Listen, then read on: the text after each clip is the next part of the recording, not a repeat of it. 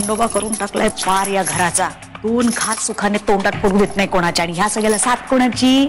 तिच्या सासऱ्याची। सासऱ्याला अशी पट्टी पडवली ना तिने की ते मला पाण्यात बघतात ग। मावशी मग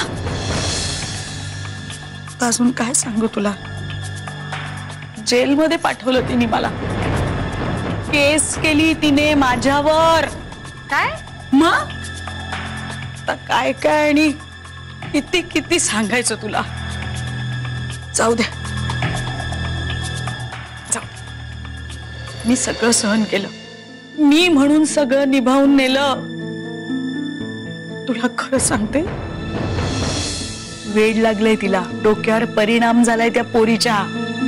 पण आपण बोलायचं नाही, आपण गप्प बसायचं, सगळं गपचूप सहन करायचं। असा प्रसाद बघ, सतत तिला खुश ठेवण्यासाठी ना प्रयत्न करत असतो ग, घाबरतो तिला, सतत दडपणाखाली असतो, खोटं खोटं असतो ग। पण आज तू आलीस ना तेव्हा कसं मनमोकळं हसला। कितीतरी दिवसानंतर त्याला असं हसताना बघितलं ग मी। तू आनंद आणलास त्याच्या जीवनात, म्हणून म्हणते तो येईल उद्या तुझ्या बरोबर, म्हणजे त्याला जरा जास्त बरं वाटेल ग।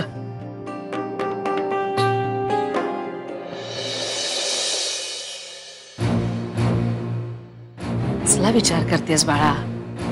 नको कसली काळजी करू, मी आहे ना तुझ्या बरोबर। आता वर जा, निवांत झोप, उद्या जाणार ना इंटरव्ह्यूला त्याच्या बरोबर। जा जा जा, आराम कर जा।